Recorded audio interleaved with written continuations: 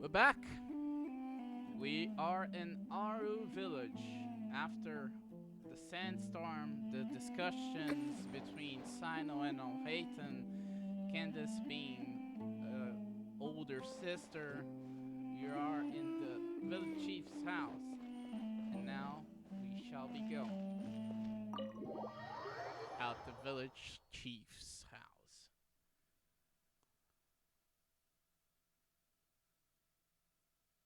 Interesting to know that the desert biome is different from the another biomes that we saw already.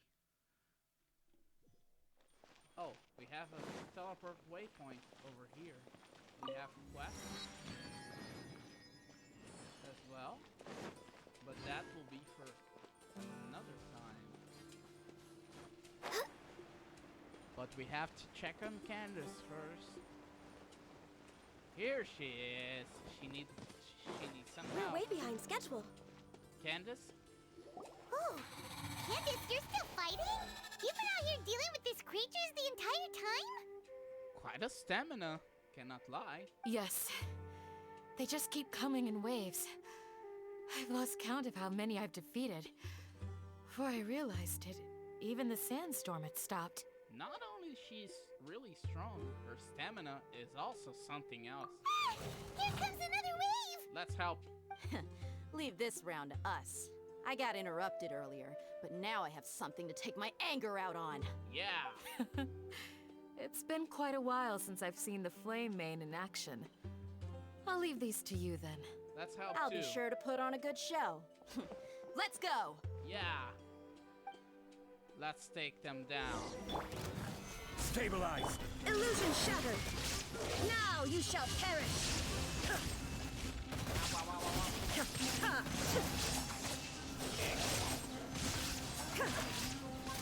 There is no escape! Ha! Here comes another wave! When are they ever gonna let up? Let's help. Let's not be inconsiderate for everything that Candace made to us. The creatures stopped appearing. Was that the last of them? Maybe. What we fought just now was probably the aftermath of the sandstorm. So we should be safe for the time being. Wait a second. So the sandstorm is made by the withering? Well fought, everyone. No injuries, I hope. Yup. Who is it? Huh? Who are you? I know who it is. Ah, my apologies. I haven't had a chance to greet you yet. I had my hands full taking care of the village's elderly and children. You are the chief of the village. I am the chief of Aaru Village. Everyone usually calls me Uncle Anpu. Sorry for all the trouble, Uncle Umpu. Sir, I am also originally from the desert, but I have not been back for some time now. May I ask if such sandstorms are common? Yeah, why those sandstorms are happening? I can't say they've always been common, but recently the storms have become increasingly severe and frequent. Okay. Besides sandstorms, we also occasionally get earthquakes. According to an investigator who stayed in the village a while ago, these unusual natural phenomena are related to the withering of Irminsul. Oh. Another effect of Irminsul's weathering. So the Irminsul's withering is affecting the weather not only in the rainforest but in the desert. So, Irminsul's withering causes withering zones in the forest, and sandstorms and earthquakes here in the desert? Yep. Everything in the natural world is inextricably connected to Irminsul. These regional symptoms can indeed be a reflection of Irminsul's present state. So Irminsul is not good. Everyone in Aaru Village needs to take good care of themselves. I agree. Speaking of which, why haven't I seen a single village keeper since I got here? What are those? What are village keepers? Village keeper? Who are they? Village guards like Candace? Maybe. Does your curiosity know no bounds? Village Keeper is how Aaru Village refers to mad scholars exiled here by the academia. Okay, chill, Sino, chill. Okay, we're just asking a question. Chill out, man. Does your curiosity know no bounds? Of course. Chill, man. Chill. It's just a question. Come on. Most of them are scholars who lost their sanity after a period of training in the Avidia forest. Okay. The academia believes that their crazed mutterings may have a negative effect on the psyches of other scholars. So, they're forcibly exiled to the desert. Though if you ask me, it's all a boatload of nonsense. Dainari also brought this up before. Alas, that's exactly what we've been trying to investigate. One by one, the village keepers have been mysteriously disappearing without a trace. Okay. But no one in the village has ever seen them leave. If you're planning to stay around the village for the next few days, I'd appreciate it if you could keep an eye out for them. No worries, Uncle Ampu. I've had encounters with those people in the past. I'll see what I can do to help. Yep. The Matra are the ones responsible for their exile. Now that you're no longer with them, are you trying to alleviate your guilt and atone for your past sins? I'm fascinated by how you think. Oh, so you starting to bicker again. Mock me if you will, but if you are guilty, I will eliminate you, regardless of my position or identity. I'm with Sino on that. You didn't need to mock him. Oh, you're the former General Mahamatra. You must be an expert in these kinds of investigations. Thank you for your help. I'll help too. Is it because you're reminded of Hypatia? Oh, these poor scholars. First they lose their sanity, now this! We need to help get them back home, safe and sound. Exactly. But, is it really a good idea to tag along with Sino? You seem like you really don't trust him. That is why this is a great opportunity to watch him. I'll be grateful for the assistance. No doubt you will do a better job than some of my former subordinates. Former subordinates. Let's start by finding a spot to share what we know so far.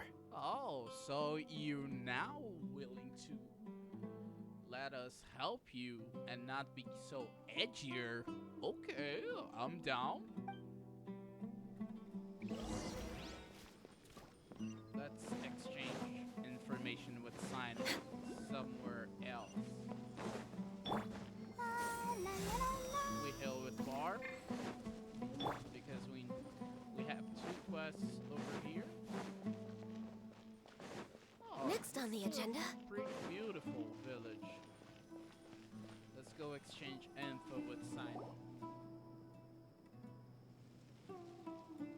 Although I've sent myself into exile, I'm still doing essentially the same things as before. Okay, mister, but why you set yourself in exile? Do you still have any questions for me before we start our investigation? Why do they refer to the mad scholars as village keepers? One of my former subordinates told me that this title has its origins in a strange incident. Strange incident, you say? The academia has long exiled mad scholars to Aaru Village. A mysterious phenomenon exists here. What kind of phenomenon? When mad scholars first arrive, they are as incoherent and deranged as before. But after spending some time here, they invariably begin to calm down. Initially, the people of Aaru Village greatly resented having to take in the mad scholars. But a strange incident one night changed that. What kind of incident? Aaru Village was struck by the strongest earthquake in living memory. Seeing buildings on the verge of collapse all around him, the then chief of the village was preparing to take everyone to safety. Suddenly, he noticed a mad scholar crouching in a corner, caressing the ground with his hands. A soft, green light radiated from him, like a divine glow against the backdrop of night. What kind of divine glow? Despite the powerful tremors that ripped through the ground that night, all the houses remained upright. almost as if they had grown roots reaching deep into the ground. In the end, not a single building collapsed, and no one was hurt. Interesting. After that, the people of Aaru Village treated the mad scholars with greater kindness, and began to refer to them as the village keepers. Interesting. The soft green light?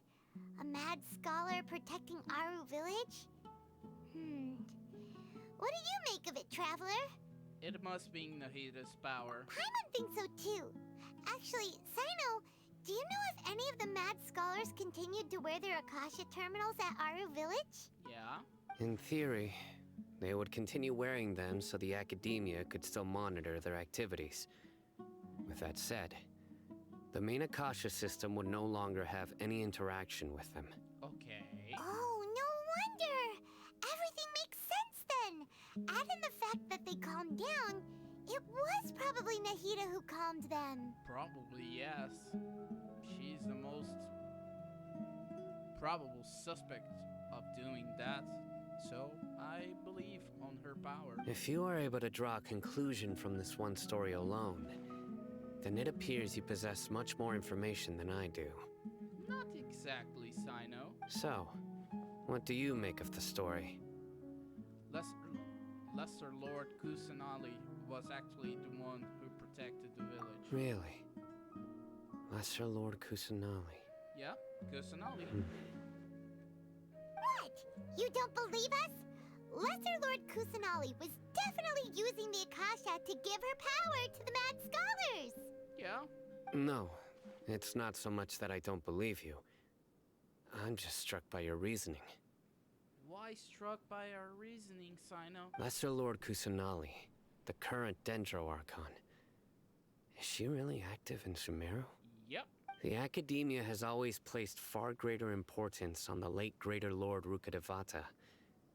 They've more or less ignored Lesser Lord Kusanali, and I've never had any reason to doubt their views. Because you're being a sheep to their will. In addition, I've never heard any stories about Lesser Lord Kusanali and her deeds. To me, she might as well have been a god that never existed. But she exists, my friend. No way! Nahida definitely exists! She's a... How should Paimon put it? She's a good Archon who's kind and wise. Even if she says weird stuff sometimes. She also saved me once, not long ago. I've spent many years interrogating criminals, so I can easily tell when someone is lying. Okay, policeman. Am I lying? Good! Then you should know that we're telling the truth. Am I lying? That look in your eyes. I've never seen that from a liar. You two really must have met Lesser Lord Kusanali. We meet Kusanali. How can this be? She exists, my friend. To think, our Archon has been amongst us this entire time.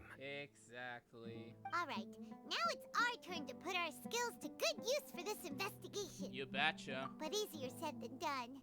Especially since we don't have any leads. Maybe we can start by knocking on some doors. That's a good starting point. Excuse me, are you here to help me find my grandpa? Hey, if it isn't that child from the Kali event. Hey, kiddo.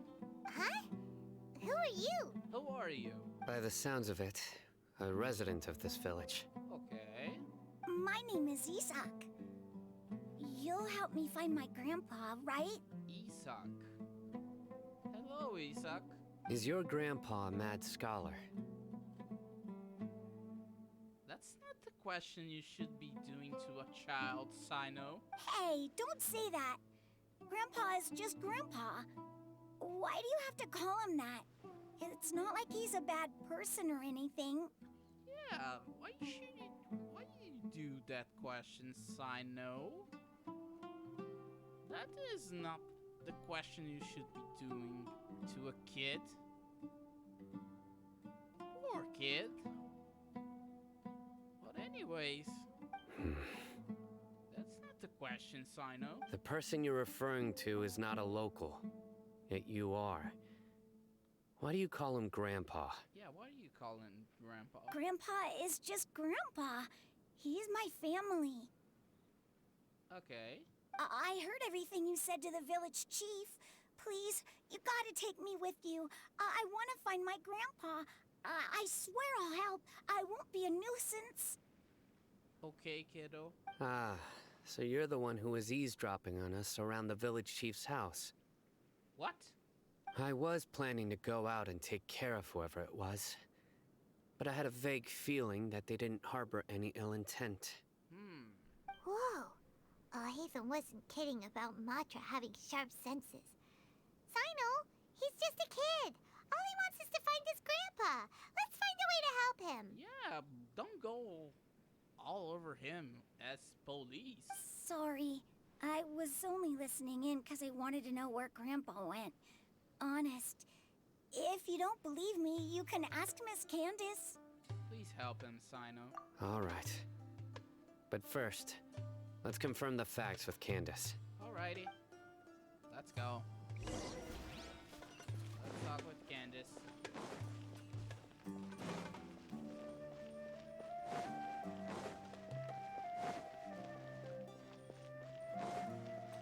Let's go to the village chief's house and talk with Candace, the big sister. As you approach the village chief's house, Sino asks Sino is super vigilant. Is this Isaac what all to the stay- Matra are like? probably. Ah, you're back already. Hey, Candace. We just wanted to confirm something with you. Do you know a boy by the name of Isak? Yeah, do you know Isak? I had a feeling he'd go looking for you. Why? Huh? You knew this would happen? Yeah, why? Yes. Although he tried his best to stay hidden, I still noticed him eavesdropping outside the window. He really wants to get his grandfather back. Isak's parents were both Aramite mercenaries who rarely returned to the village after finding employment in the city. He was raised by his grandfather. Interesting. Unfortunately, it was only a few years before his grandpa passed away. Isak was still very young at the time, so various families in the village took turns caring for him so he could survive. Ah, that's a sad story. Later, an elderly mad scholar arrived at the village. Isak thought the scholar bore a striking resemblance to his grandfather, and thus often spied on the man. However, the scholar was unkempt in appearance and incoherent in speech. Although Isak referred to the man as his grandpa, he was afraid and didn't dare to approach him. One summer night, the oft mumbling and bumbling grandpa suddenly calmed down and seemed to become more lucid. He even noticed Isak hiding in the distance. So Grandpa walked up to Isak and patted him on the head. He even took Isak to the entrance of the village, where he patiently taught the boy the names of the stars, and accompanied Isak until he fell asleep. So, the grandpa was a mad scholar. The next morning, Isak woke up and wanted to go find his grandpa again, only to realize his grandpa no longer recognized him. However, even so, Grandpa retained his calm expression. It's said that those who saw the scholar claimed he no longer appeared to be crazy, but appeared to be living in his own world, almost as if he were sleepwalking.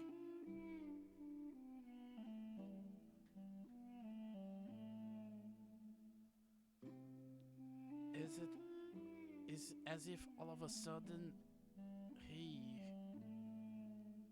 no longer had sentient thoughts. As if he became a zombie. One day he was a caring grandpa, saved by the powers of Kusanali, and the other day, boom, he became a zombie. Why this? Isak was thrilled that his grandpa was able to find peace and would follow him all the time, asking him things like, "Grandpa, want me to take you somewhere fun?" Or, "Grandpa, Could you tell me stories about the stars again? This is sad, bro. All this somehow just makes Paimon feel really sad. It seems like they both deserve so much better. This is so sad. Perhaps. Nearly everyone who lives in the desert has some form of hardship or regret. But even so, we must still continue on with our lives. I agree. It's also my reason for fighting. I must continue to protect this land. You're a good protector, Candace. Lucid Grandpa was probably Nahida. She must have suited the other mad scholars as well. From the look on Sino's face, he probably connected the dots as well. Maybe the people have always had a considerate god watching over them. Huh? What did you say, Sino? He said the word. No, nothing. As long as Esau keeps his word and doesn't get in our way, we can take him along. Yeah. Perhaps you are more compassionate than I gave you credit for. Please accept my thanks on Isak's behalf, Sino. A wolf can be deadly. A wolf can be sharp fangs, sharp claws. But in the end, a wolf can be a good-hearted animal after all. Sino is just truly a wolf. He has his claws, he has his fangs, but beside all this curtain of General Mahamatra, Sino is just a good lad.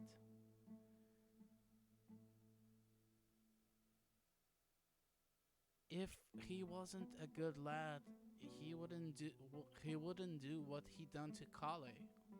Helped her. So even though he's an angry boy, I trust him. I trust Sino. I trust Sino.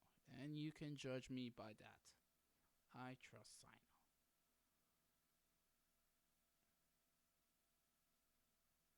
But I won't be pulling for him right now. Hey, Isak! Hello, boy. What's cracking? Oh, it's you guys! Hey. We've cleared everything up. Let's go find your grandpa. Yeah, let's go find your gramps. Really? Wow! Thank you so much! No one. You're welcome, kid. Your grandpa will be found safe and sound. Yeah! Yeah. All right. Let's ask the local residents some questions first. Got it, policeman. So the dream's emptiness deception is over. And we entered directly into King Deshret and the three Magi, the missing village keepers. But we won't be doing that for now. I will be wrapping up this quest right here at Aaru Village. It was a good quest. You need to watch out for any signs of earthquakes and sandstorms. I got pissed off with all the Dotori thing, but in the end, it was a terrific quest. No things to disconsider it. We now are in a scenario where we are in the desert. We came to the desert to ask help from the desert folk and maybe go down in the situation of the divine capsule knowledge. And also we need to uncover more truth about the schemes of the Dotori and the academia, because You need to watch out. after what he done to us and after what he done to Nahida, we need to be careful. I don't think that by any chance this is resolved. I don't think by any chance that this is resolved. I think that this issue is going to get more and more deeper because with the introduction of the Torre, with the introduction of Scaramouche, those two pricks, the Torre imprisoning Nahida on the sanctuary Should we really be off work this early? of Surastano. There's still a lot left to do. We have to do something, but that will be for another chapter. Thank you so much for watching, guys. Leave a like if you enjoy, subscribe if you're new, and I will be posting the next Archon quest, the part 4, chapter 4, King Deshret and the Three Magi. Next. Thank you so much for watching, and I'll see you guys next time.